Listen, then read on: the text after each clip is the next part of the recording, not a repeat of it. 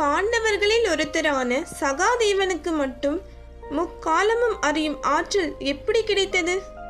முக்காலமும் தெரிந்திருந்தால் ஏன் போரில் என்ன நடக்கும் என்று தன் உடன் பிறந்தவர்களிடம் சொல்லவில்லை என்று தெரியுமா? பாண்டு தனது உயிர் பிரியும் தருணத்தில் தன்னுடைய 5 மகன்களையும் அருகே அழைத்து தான் இறந்தவுடன் தன் உடலை தகனம் செய்ய வேண்டாம் என்றும் மாறாக 5வரும் பீத்து தின்று விடும்படியும், அப்படி செய்தால் முக்காலமும் உணரும் ஆற்றல் உங்களுக்கு கிடைக்கும் என்று சொல்லிவிட்டு உயிர் துறக்கிறான். பாண்டவர்களும் அதையே செய்ய திட்டமிட்டிருக்காங்க. அங்கே வந்த கிருஷ்ணரோ இந்த விஷயத்தை கேட்டவுடன் பாண்டவர்களை திட்டுகிறார். சாகும் காலத்தில் உங்கள் தந்தைக்குத்தான் புத்தி பேதலித்து விட்டது, உங்களுக்கு என்ன ஆனது?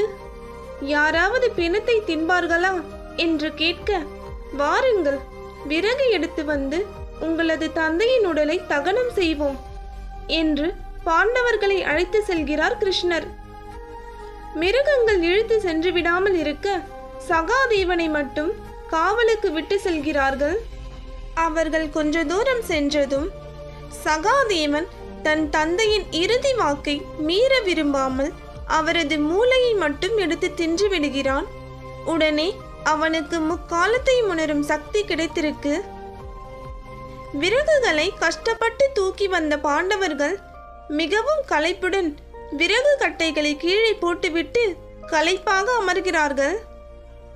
கிருஷ்ணரும் ஒரு விறகு சுமையை தூக்கி வருகிறார். ஆனால் விறகு கட்டு அவர் தலைக்கு 1/2 அடி மேலாக காற்றில் மிதந்து வருகிறது. அது மற்றவர்கள் கண்களுக்கு தெரியவில்லை. ஆனால் சகாதேவனுக்கு மட்டும் தெளிவாக தெரிஞ்சிருக்கு.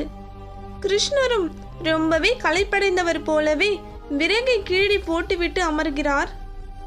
அவர் அருகில் சென்ற சகாதேவன், கண்ணா, எல்லோரும் விறகை சுமந்து வந்தார்கள், அவர்கள் களைப்பாவது நியாயம். உன் விறகு கட்டு காற்றில் தானே மிதந்து வந்தது, நீ ஏன் களைத்தது போல நடிக்கிறாய் என்று கேட்கிறான். உடனே கிருஷ்ணருக்கு விஷயம் புரிந்து விடுகிறது.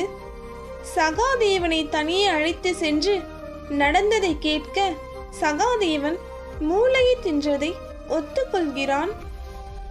சகாதேவா, எதிர்காலம் தேவ ரகசியம் என்றும் இறைவன் போக்கில் குறுக்கிடுவது அதர்மம் என்று சொல்கிறார் கிருஷ்ணர்.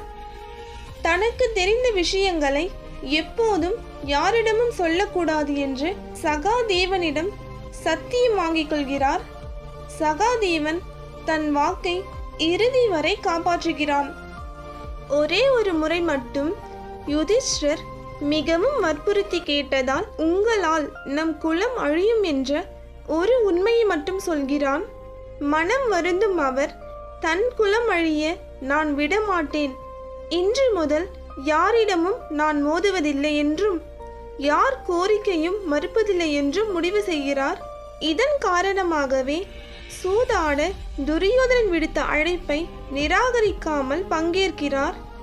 சகல தர்மமும் அறிந்த தர்மர் ஏன் சூதாட ஒப்புக்கொண்டார் என்ற கேள்விக்கும் இதுவே பதிலாகும். இந்த தகவல் உங்களுக்கு பிடிச்சிருந்துச்சுன்னா இந்த வீடியோக்கு ஒரு லைக் பண்ணிடுங்க.